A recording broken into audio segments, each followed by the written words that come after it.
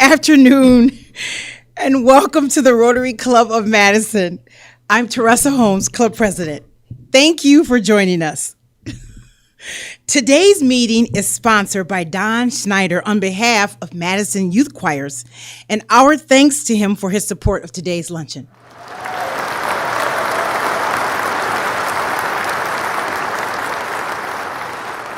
Because we are not in person for our sponsors to personally greet members, we've offered him an opportunity to provide a very brief video. So here's what Don and the Madison Youth Choir had to say. Hello, Downtown Rotary. I'm Lynn Hemble, Executive Director of Madison Youth Choirs. And I'm Mike Ross, Artistic Director. We're so happy to be here virtually and have a few minutes of your time. We appreciate your support and recognition. Thanks especially to Don Snyder for this opportunity. Madison Youth Choirs is a community of 11 ensembles for students ages 7 through 18. And this fall, after a very long year of virtual learning, our nearly 300 singers return to weekly in-person rehearsals at our beautiful new home at My Arts. Thinking about big ideas and using the music to help us unpack those ideas is what we love to do at MYC. And this past semester, as the first generation of young artists at My Arts, we asked ourselves, what does it mean to be an ancestor in training? How do our actions and ideas have meaning and impact beyond our lifetimes? And what does the music say? These questions culminated in presenting our first live concert series since February 2020, this past December. Today, you'll see 4 short clips from those live performances, recorded and streamed from our new amazing permanent home at My Arts. We're so thankful to be back in person, even masked. The first clip is from our high school age tenor bass choir singing the Agincourt Carol dating to the 15th century. Next is our middle school soprano alto choir singing Sarah Cordell's All the Way Home. Third, a classic sea shanty, The Wellerman, from our choir for middle school boys. And finally, the Gershwin Brothers' I Got Rhythm, sung by our 5th and 6th grade choir, Conjoya. Thanks for inviting us to share with you today a joyful glimpse of our MYC community.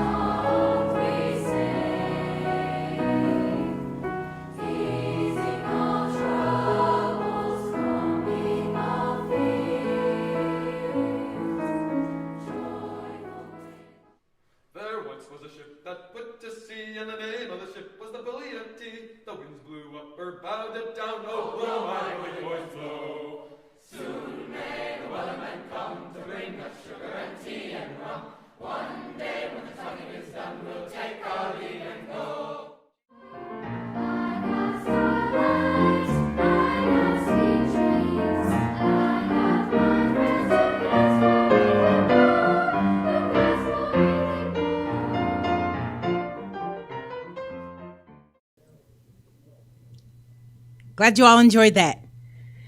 All right, let's start with opening music. Elaine Mishler will play today's patriotic song, My Country, 'Tis of Thee, on the piano. Then Casey Okers will join Elaine on the flute in performing the Pink Panther theme song.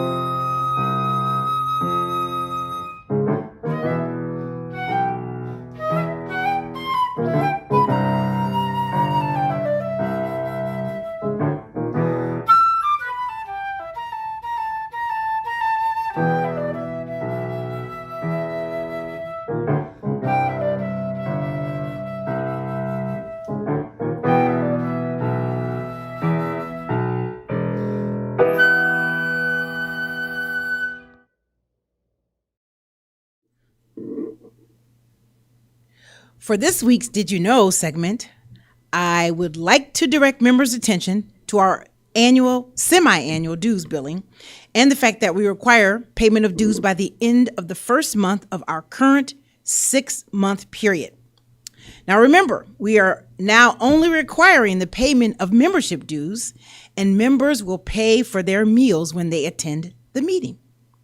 The dues billings normally are sent out 2 weeks in advance of each 6-month billing period. So generally, you have about 6 weeks to submit your payment. Guess what, Rotarians?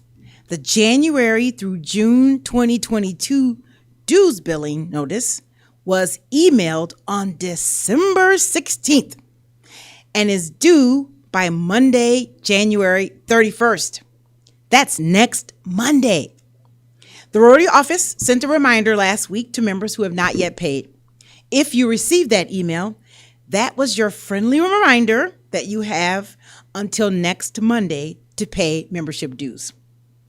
Our February board meeting will be held soon, and so we'd like to have an accurate reflection of our current membership for that meeting. Thank you. Our program committee is continuing its series of interviewing new community leaders as a way for us to become more connected to leaders within our community. This month, Charles McLymans interviewed Jessica Patchett, who is the new lead pastor at Christ Presbyterian Church. Let's now listen to their short video interview. Well, hello, Rotarians. We are here with welcoming another new Madisonian. We're welcoming today the Reverend Dr. Jessica Patchett, who is the new pastor, new as of March of 2020 of Christ Presbyterian Church here in Madison. Jessica, welcome to the Rotary Club of Madison. Thank you so much. Glad that you could join us today. Me too. So tell us a little bit about yourself and how you arrived here in Madison. Well, I am a native of the South. I grew up in Charlotte, North Carolina, and I most recently served a church in Atlanta, Georgia. So moving to Wisconsin was a big deal, and I came to talk with the church and interview with the church in the dead of winter, right about this time last year. And so I figured if I could enjoy this part of the year as someone from the South and the warmer climates, then I would love being here, and that has proven really true. The call came to join this congregation in a season of life that was just right for me. This is a church that balances really well deep spirituality and a call to social justice and advocacy in the community, and that was really important to me. Mm-hmm. Can you tell me when and how you first realized that you had a call to pastoral ministry? Wow, well, a long time ago, I was 16, and I was a part of a church youth group, and church became very important in my life because it was my extended family in a town where my family didn't have any relatives. So church became my aunts, my uncles, my cousins, my friends. People loved me unconditionally and taught me a way of life that was really compelling. And the core of that way of life, particularly at the time, was one of both unconditional love, but also selfless service to people, whether they be friends or strangers. And that's a call that's stuck with me through my whole life. Mm-hmm. Are there any pastors in your family lineage? Way back, yeah, actually. I have more recently a great uncle who's a Methodist pastor. I have a great-great-grandfather who is also a Methodist pastor and president of a college at one time. So that does kind of run in the family. It's in your blood a little bit. Mm-hmm. So you came here in March of 2020 during a time of pandemic, virtual worship. How have you been connecting with your congregation and getting to know your congregants and being present to them? Yeah, so 10 months ago, the pandemic was just starting to shift. When I came, I just had my first shot of the vaccine, and people were starting to come out and try to get and be reacquainted with social life.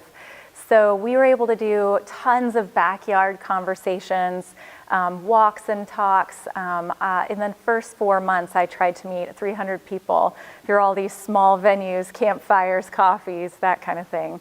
The summer allowed us a lot of recreational time, went on a lot of bike rides and runs and walks with people. The fall was so amazing because we could actually come back to worship inside. But it was a whole new adventure for all of us. And of course, now we're dealing with another chapter. And lastly, could you tell us, what do you like to do for fun? I love to practice yoga. I love to cook, garden, love to be active outside, hiking, skiing, cycling, whatever I can learn to do. Love to have dinner parties when we're not in this kind of environment. So one of these days, I'd love to have any and all of you over once the masks can come off. Well, there are 420 of us in our club, Great. so I hope you have a big house, but I'll definitely be over. Fantastic. I'm looking forward to it. Jessica, thank you so much for doing this interview with us, and we look forward to seeing you back at the club, hopefully as a member soon. Absolutely. All right. Thank you. Thank you.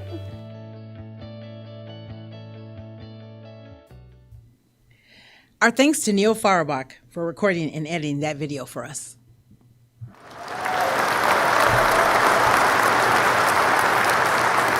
And it was great to hear from a new community leader, Pastor Jessica Patchett. All right. Jerry Thane serves on our Rotary Information Subcommittee, which provides occasional historical reports on Rotary topics. Jerry is here with us and is now going to come up and tell us about the history of Rotary topics of political leaders speaking at our club. Jerry? Thank you, President Teresa. Good afternoon, fellow Rotarians. Our club speakers include a significant percentage of candidates for political office at all levels of government. One category that's very tiny within that group is candidates for U.S. President during a year that they were running for the office of President. It appears that we have had only 2 programs that fall within this category. One involved the perennial candidate Harold Stassen debating a representative Richard Nixon in 1968. The other, far less decorous, occurred on February 19, 1964, almost 58 years ago, when there was a presentation to the club by Alabama governor and notorious segregationist George Wallace. Madison police and security were visibly present outside the Lorraine Hotel where the meeting was held, not only for crowd control, but also because there had been a bomb threat that had been made. As it turned out, the bomb threat was a hoax, and people at the gathering were not aware of it at the time. The club newsletter reported that instead of the usual attendance of 200 in those days, Wallace's talk drew 300 people. Most of the non-club members were visiting Rotarians. Wallace's talk was an attack on the civil rights legislation then pending before Congress.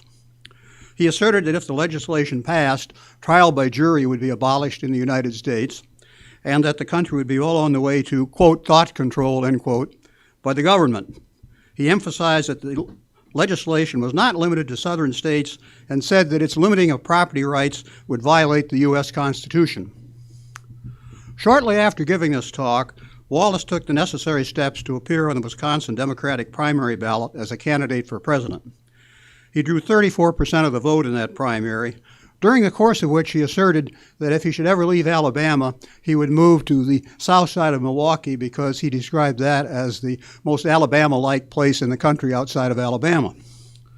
The civil rights legislation opposed by Wallace eventually became law, but trial by jury survived, and George Wallace did not move to Wisconsin. The 1964 election was won by Lyndon Johnson by a substantial margin. There probably were very few things that Harold Stassen and George Wallace had in common, but appearing before our club during a year in which they ran for president was one of them. Thank you.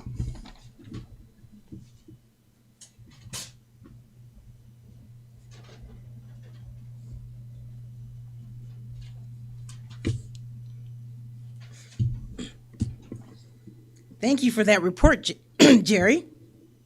Next, Jason Ilstrup, who is leading our community grants campaign, has an announcement. Jason? Oh, I have more than an announcement, but I'll begin with the announcement. Thank you, President Teresa, for your kind words. We are so close, my friends, with the community grants campaign this year. Before we reveal the number, I have a bunch of thank yous because this is the last time you're going to hear from this pretty face for quite some time. I'm assuming, though, most of you are like, we're ready for 10 weeks of Jason is way too much. Just ask my wife. 13 years is a lot for her, too. Now, so I want to say some thank yous. A huge thank you to President Teresa for her leadership. She has been hands-on on this year's Community Grants campaign. Thank you, thank you, thank you. Thank you to Charles McClements, who we just had the wonderful conversation with. He has been an amazing philanthropy captain this year. We're so thankful. And a couple of other thanks to Herman Bauman.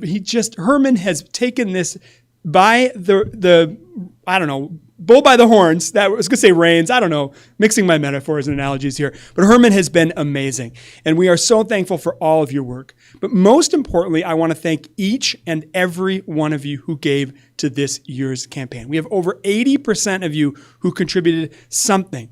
And by contributing something to our campaign, you make the difference in so many lives here in Madison. With every dollar we raise, we can bring right out to the community to help those in need. And right now, there are many people in need. So thank you. From the bottom of my heart, we really appreciate everything you've done for our organization and for the Community Grants campaign. All right, here we go. Who wants to see the total? Let's get the drum roll.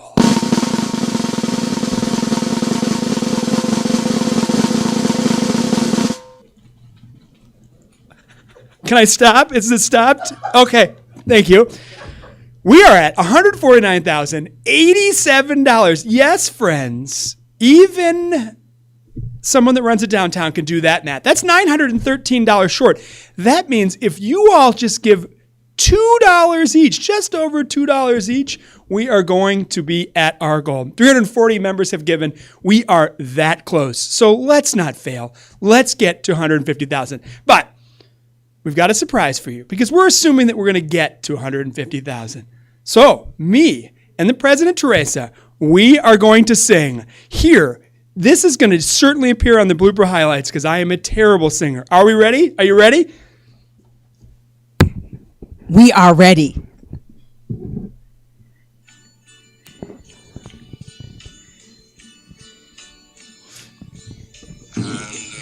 Oh, the end is near, and so I face the final curtain.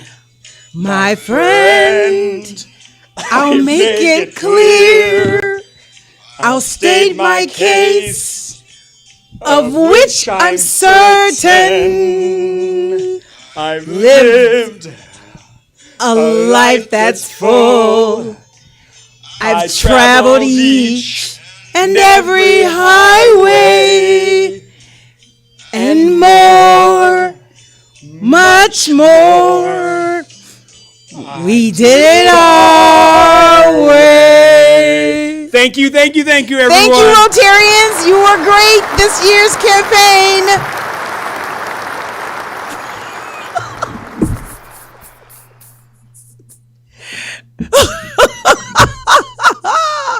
Congratulations, everyone. And thank you again. As Jason mentioned, every contribution has made the difference. And together, as Rotarians, we will make our goal. Thank you again, Jason. All right, I have a few announcements. We are scheduled to be back in person for meetings at the Park Hotel starting next Wednesday. And believe me, I miss every one of you as we're not in the room. Our small group here at our Rotary makeshift studio is doing a great job, and we've even enjoyed having a few new members join us. But I would like for you to be aware, please watch your Friday email in case we have to make any adjustments to that date. And I sure hope that we don't have to make any adjustments to that date. Just a reminder that we'll continue to require pre-registration from members each week when we are back in person for meetings. I have a few members in the news to share as well. Rotarian Carmen Poco fell but is recovering with therapy at home. Larry Hands fell while skiing yesterday and broke his hip. He's having total hip replacement surgery today, and we send him good well wishes. You can also send cards to Larry and to Carmen's home address, which is definitely in our roster, or you could contact the Rotary office to get his address if you need it. An update on the Paul Hoffman daughter Olympic trial activity. Paul Hoffman's daughter, Anna, will be competing in this year's Olympic ski jumping event. She was on the waiting list after she won the Olympic trials on December 25th and found out earlier this week that she will indeed be heading to Beijing to complete. What a Christmas gift. Congratulations to Anna, and we all look forward to watching that competition, which starts February 5th. We have birthdays to celebrate with a bit of humor or wisdom that complements our Rotary mission. We also encourage our members to make an age-appropriate gift to the Madison Rotary Foundation, rounded up to $100 for our club's Synergy Scholarship Fund. Here we go. January 23rd, Tara Grays. January 24th, Mary Helen Becker. January 24th, Tom Walker. January 25th, past President Angela Bartell. January 25th, Kendall Kolb. January 26th, that's today, Cheryl Cato, who shares a quote from Franklin Thomas. One day, our descendants will think it incredible that we paid so much attention to things like the amount of melanin in our skin or the shape of our eyes, our gender, instead of the unique identities of each of us as a complex human being. Thank you for sharing, Cheryl. January 26th, today, Joel McNeil, who is our Madison Rotary Foundation treasurer. Again, January 26th, Chris Rich. January 26th, Trey Sprinkman. January 27th, Jim Hamry. January 27th, Rick Kiley. January 27th, past President Susan Smits, who says, I've been in Rotary for 32 years, and for 22 of them, I've shared my birthday with two other Rotarians, Jim Hamry and Rick Kiley. The three of us are evenly divided by years of age, and you can figure out the order. But the three of us also share our birthdays with Amadeus Mozart. So a happy birthday to the four of us. Mozart could have chaired our music committee. With all the challenges in our community, Rotary's work and our four-way test has become more important and relevant. And this month's Rotarian magazine's cover story is an amazing example of what Rotary is all about and how it can serve and help those in our communities. If you haven't already read it, please do so. It's an inspiring and will make you feel good about being a Rotarian. Thanks, Susan. January 28th, Roberta Gassman, who shares, greetings, fellow Rotarians. I miss you, and I won't mention, our Tucson sun, mountains, or sky. May our year ahead be one of health, friendship, community service, and dedication to science and democracy for all. Onward. Thanks, Roberta. January 28th, Rich Lynch, who shares, always be a little kinder than necessary. January 29th, Jeff Bartell, who shares a quote from John Denver. Music brings people together. No matter what language we speak, what color we are, the form of our politics, or the expression of our love and our faith, music proves we are all the same. Amen, Jerry. Jeff. January 29th, Jason Fields. Thanks to our celebrants for their contributions to the Madison Rotary Foundation. Please join me in wishing them a happy birthday. Jeff and Angela Bartell will be leading us in our singing. Happy birthday to the two of them again. Happy birthday to you.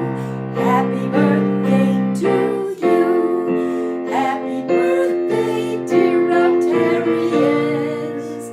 Happy birthday to you.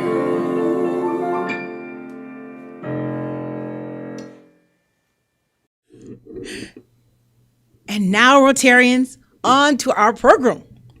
Today, we are focusing on a segment of our community that has grown by 7.6% in the last decade.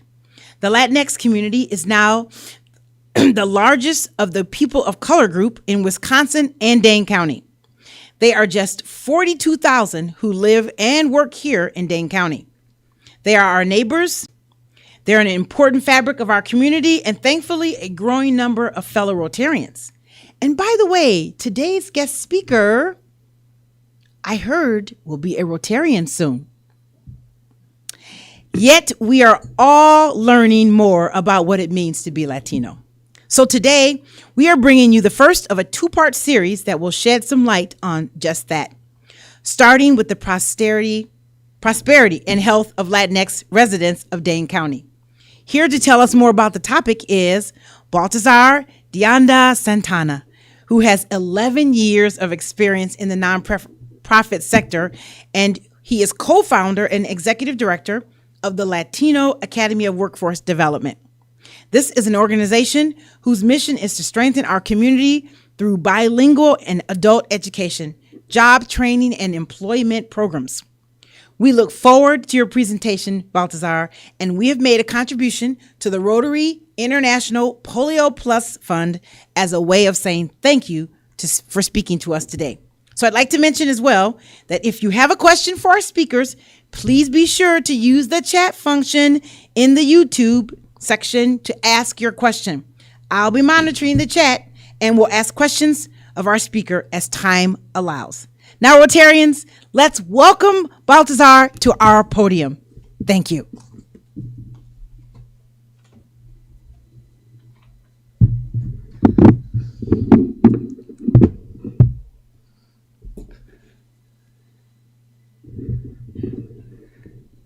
Wow, this is such an amazing group, and I do recognize the honor of me being here today.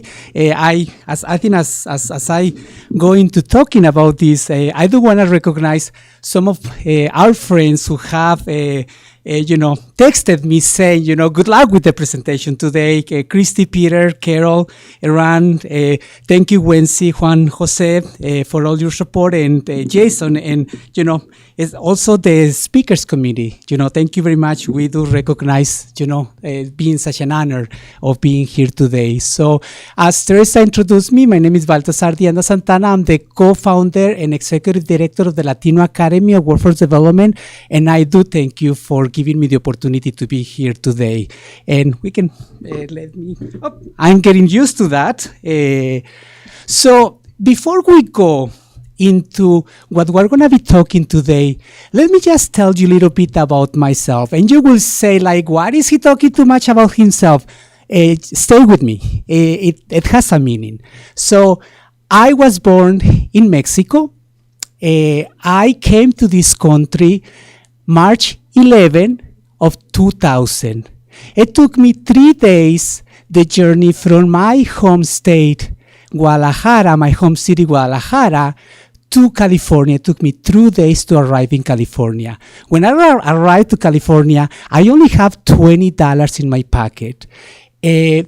3 days after I arrived, I took a job as a dishwasher. The story is very similar to other immigrants who come to this country. 5 days after that, I took an opportunity to be a cashier in a fast food restaurant place. That's very, very important to me because I remember when I started working at that restaurant, it was very, very difficult for me to understand, how to take orders from customers. I knew how to deal with, give me combo number 1, combo number 2.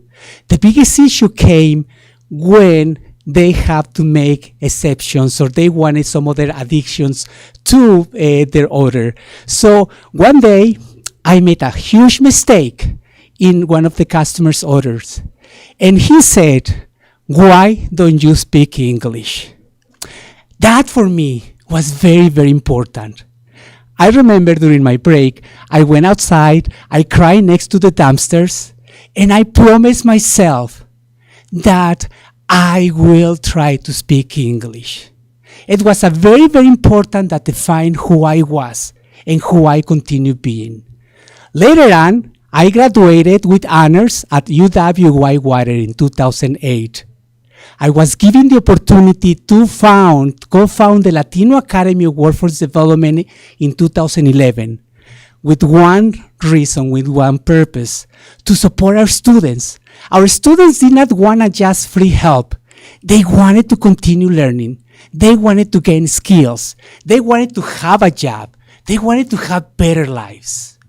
Later on, I got married to my husband in March 22 of 2014. I was privileged to become a USA citizen September 5th of 2019. Then a number of days later, I did my first Ironman, triathlon. Then on November 4 of 2020, I was able to, for the first time, vote for a presidential election. You may wonder, why is he talking about this? Let me tell you why. Many of these things that I just read and that I just mentioned were things that people always told me, you cannot do that. You cannot come to this country. I came. You cannot go to school here. I went to school. You don't speak English. I speak English with a very thick Mexican accent, which I'm very, very proud of. I cannot marry my husband. I marry my husband. I never understood sports. I was never into sports or anything like that until 4 years ago when I got into doing Ironman training. Then I became an Ironman. Now I'm training for my 4th Ironman, and the most important thing, which keeps me here in this country, which keeps me here in this community, I can vote. I can decide who do I want to lead my life. You might say, okay, so what is that all about? That doesn't make me any special. The only thing that makes me is very similar to many other folks in the Latinx community. Many other students, many other folks who are working hard right now, who once were told, you cannot speak the language, and they speak the language. You cannot get a job, and they got a job. You cannot provide for your family, and guess what? They are providing for their families. So we are a community that many times people told us, you cannot, and we say, yes, we can. Sí se puede. So to understand our Latinx community in Wisconsin, we need to talk about the history. It is impossible to talk about the state of economic health, not just in 2021, but really across the 20th century without talking about Latinx labor, said Sergio Gonzalez, assistant professor of Latinx studies at Marquette University. All of our agricultural industries since the 1940s have been dependent on specifically people of Mexican descent and other folks. And to this day, that is still very much the case when we think about the dairy industry and other industries. Well, this is very, very important, and we found out that information, and this is very, very key. I wasn't the first Mexican to come to Madison, even though I thought I was like, oh, look at me. I came through California, and then now I'm in Madison. No, there are many, many people who have paved the way for our Latinx community. One of the first ones who we have in the year 1884 was, he came from Puebla. His name was, let me see here, Rafael Baez, and he was a musician who came and joined the opera company in 1984. We also have during the revolution, during the Mexican Revolution, we have many, many folks who came to the state to start working according to the Wisconsin Latinx Collective. So we are here, we've been here for all these years.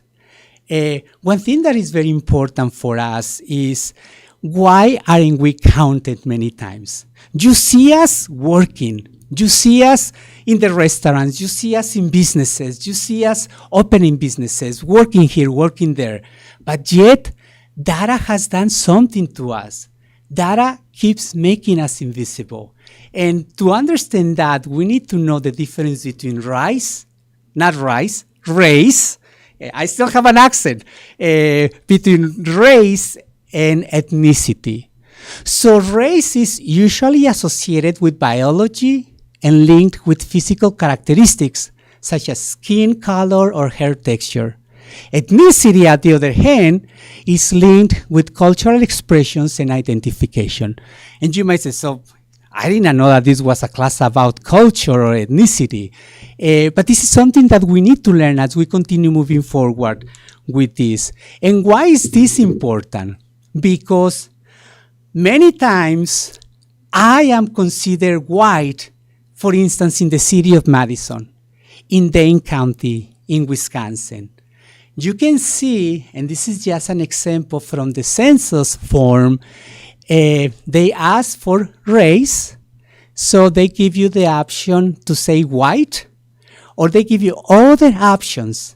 There is nothing there about being Mexican, being Colombian, etc. You do have the opportunity to put other.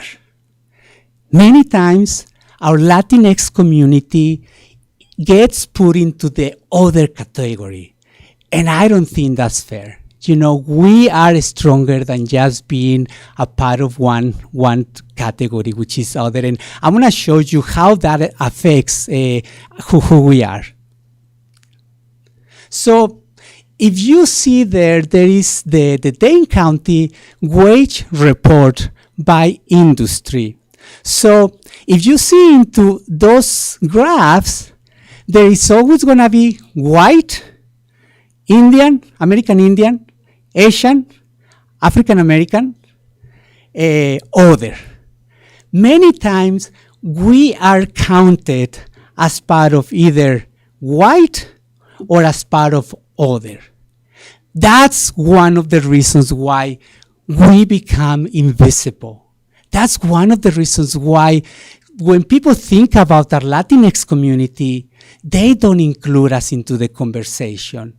And this is something that is, you can go on the website and you can check that information, which, you know, obviously it's very disturbing because our community is not portrayed into everything that we can do in that regards.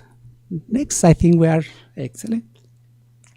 So based on some of that information that we have, and you know, I mean, life is not perfect, and one thing that happens a lot is our job is to start counting our own people. Our job is to tell government, to tell people, this is who we are, this is how much value we have.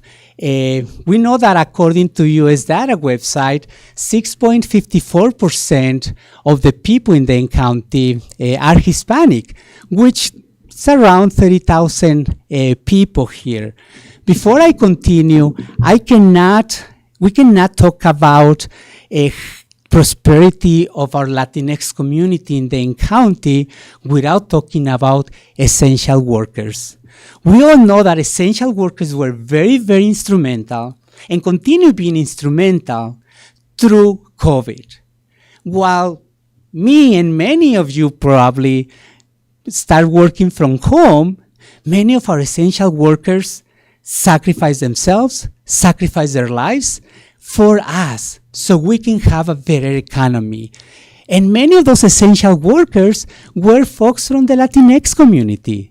Folks who work in the construction area, folks who work in manufacturing, folks who work in other areas. And, you know, unfortunately with essential workers, they lack of sick pay time. They couldn't take time off while they were sick. So, you know, I think for all of those essential workers, thank you for everything that you have done. Thank you for all the work that you did and you continue doing. And specifically to our Latinx essential workers, thank you for keeping Wisconsin. thank you for keeping this country alive and moving while we were going through COVID, and we still go through COVID. So just have some other numbers here before we move into some questions. According to the economic contribution of Wisconsin immigrant document, in 2014, immigrant families in Wisconsin, and I recognize that I am including all the immigrant families here, had $5.5 billion in spending power and paid $675.4 million in state and local taxes. Again, let me just repeat that because I think this is super, super important. Immigrant families in Wisconsin had $5.5 billion in spending power and paid $675.4 million in state and local taxes. We are here to work. We are here. We did not come to America to not work. We did not come to America to, not do anything. We came here to work, and we are working hard. Also, immigrants own 14,800 businesses in Wisconsin in 2015. Wisconsin immigrants' businesses generated more than $240 billion in business income. And I'm going to repeat that. Wisconsin immigrants' businesses generated more than $240 billion in business income. According to the Latino Academy, to the Latino Chamber of Commerce, according to my friend and colleague Jessica Cavazos, in 2021, there were 187 new businesses. In 2021, 187 businesses were created. At Latino Academy, when COVID started, we did have 85% of our students either lost full employment or lost some hours. And one of the things that happened a lot was the students will come to Latino Academy and say, I want to start a business. I cannot work, but I want to start selling food. I cannot do that, but I want to start my own business, online business. So again, we are a community that doesn't just get stuck in those issues. We are a community, just like many other communities, that we are resilient. Our students, our community members are resilient, and that's an example of how we continue growing. I'm almost done here, and I'm going to drink water. I'm just going to take like a 1 second break here to breathe. How is everybody doing out there? Are you guys enjoying your lunch? Wow, I can hear the clapping. I can hear people clapping, people standing. No, maybe not standing ovation.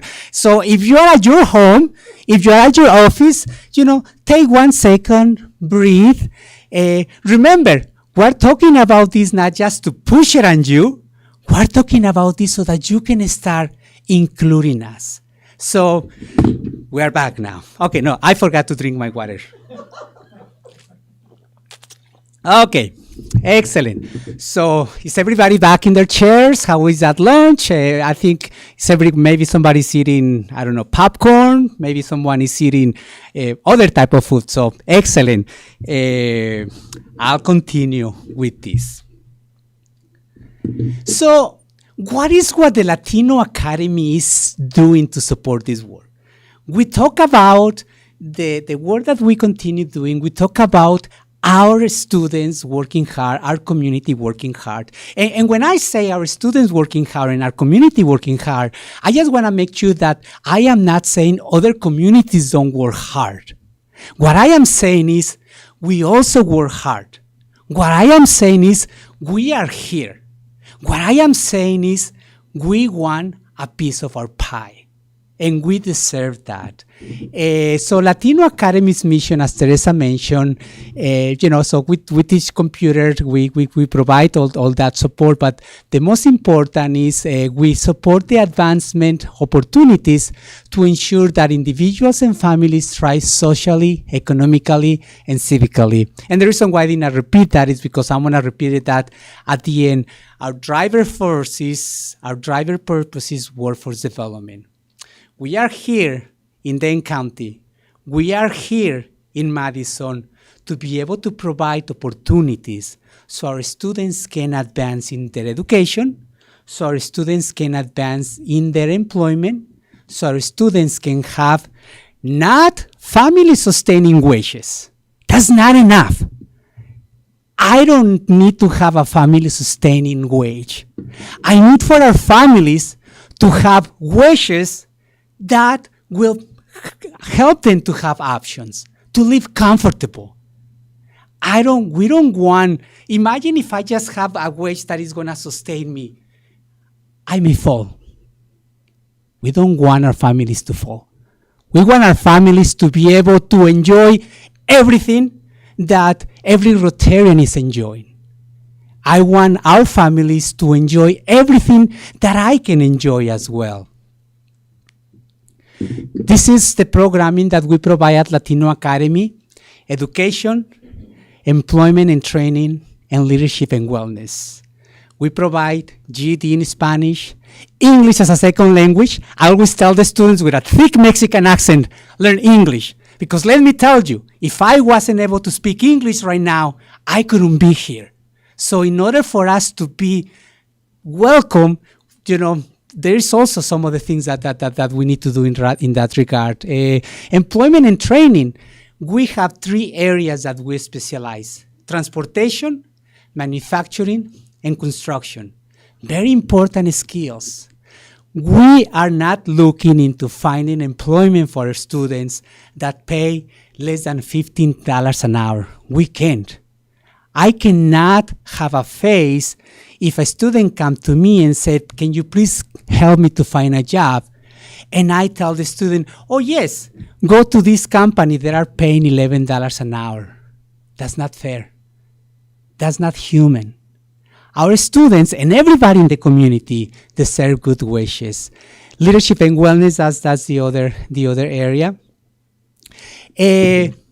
I'm almost done here. So if you need to go to your next meeting, don't go yet, because there is something important that we're going to be talking about. 2020 impact of Latino Academy and 2021. So in 2020, 1,270 individuals receive instruction.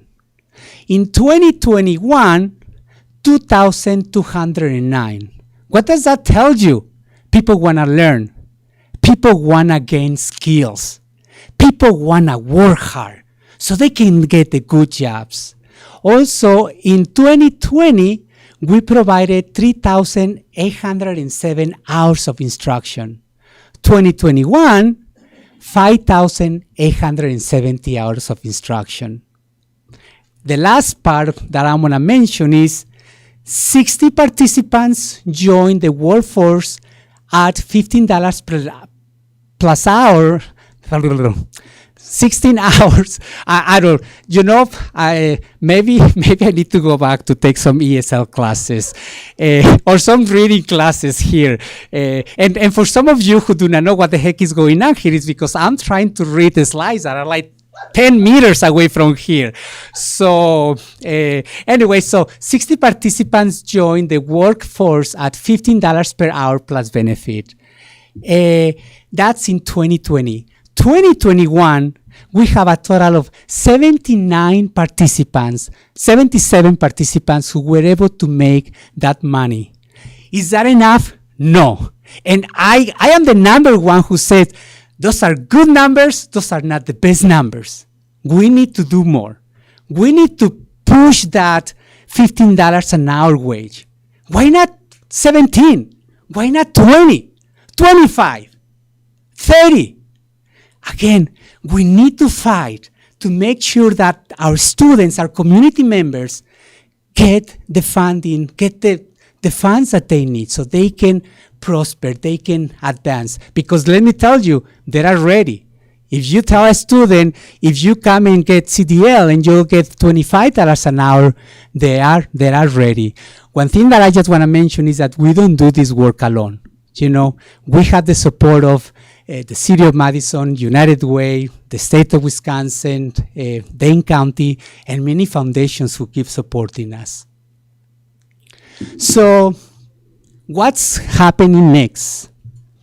I always wanna be included in conversations.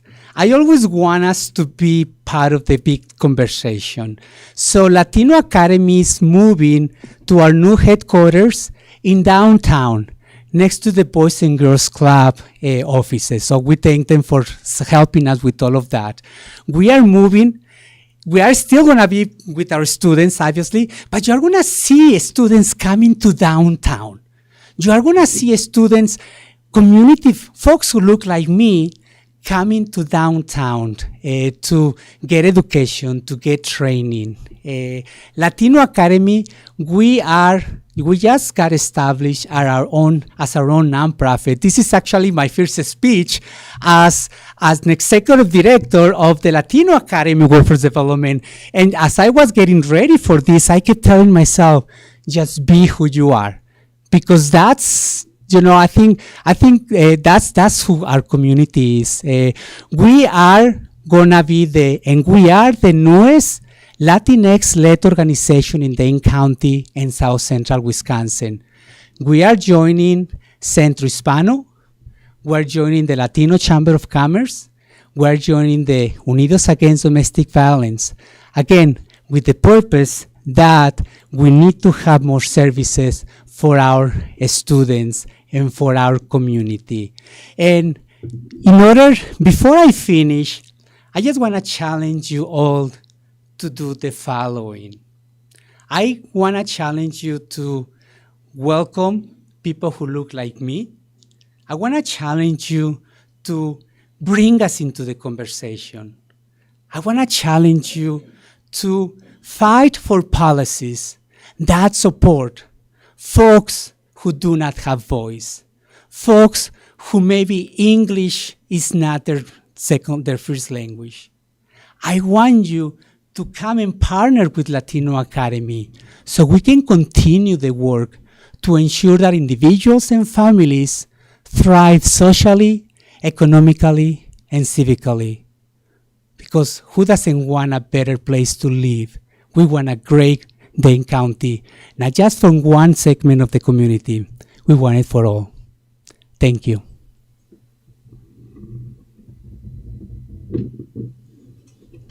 Rotarians, let's give Baltazar a round of applause for that wonderful presentation.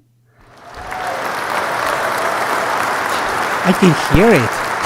Baltazar, we do have two questions before we end today's segment. So, first of all, Charles wants to know, how does the Latino Academy partner with the Latino Chambers of Commerce?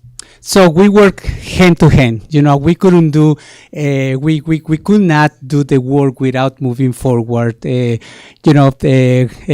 not, you know, we part, many of our students, they come and take one class at Latino Academy, and then we refer them to the Latino Chamber for them to open a business. So, yeah, I mean, I don't think we could not exist without doing the work together.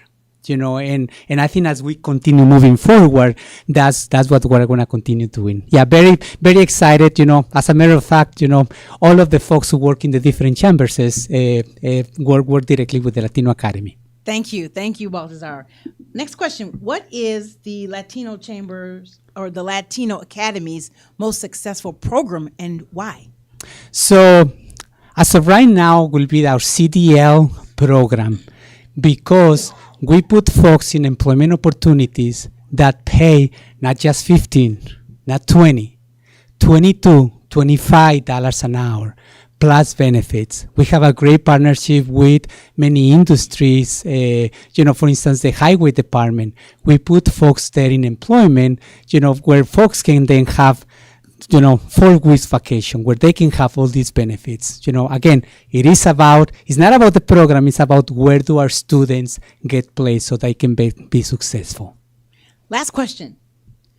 Are you aware of any particular issues that the Latinx businesses have in rural Wisconsin? Yeah, so I mean, actually, not just the Latinx businesses, but also our students. One of the things that happens a lot is that we center our attention too much into what's happening in Madison and even Dane County, but we forget about some of the issues that happen with the rural communities. We have many of our students in the rural communities who do not have access to internet. The whole thing with transportation, the whole thing with services not being provided out there. COVID actually has helped us a lot. And I don't like to recognize that. I don't want to say COVID did something good. But one thing that COVID taught us was that we can then support our community. It doesn't matter if they are in Madison, Dane County, or around the rural areas. So thank you very much. And what a pleasure and I love the very, very loud group out there. Anyway, thank you. It's an honor.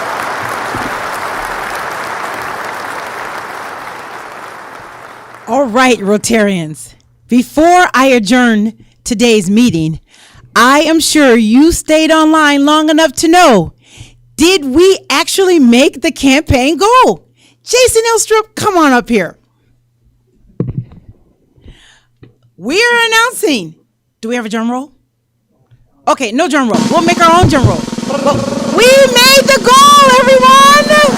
Thank you for your additional, extra, also basic contributions. We did this together. And so Rotarians, you love our community and we love you. And with that, Rotarians, we are now adjourned. Have a great day.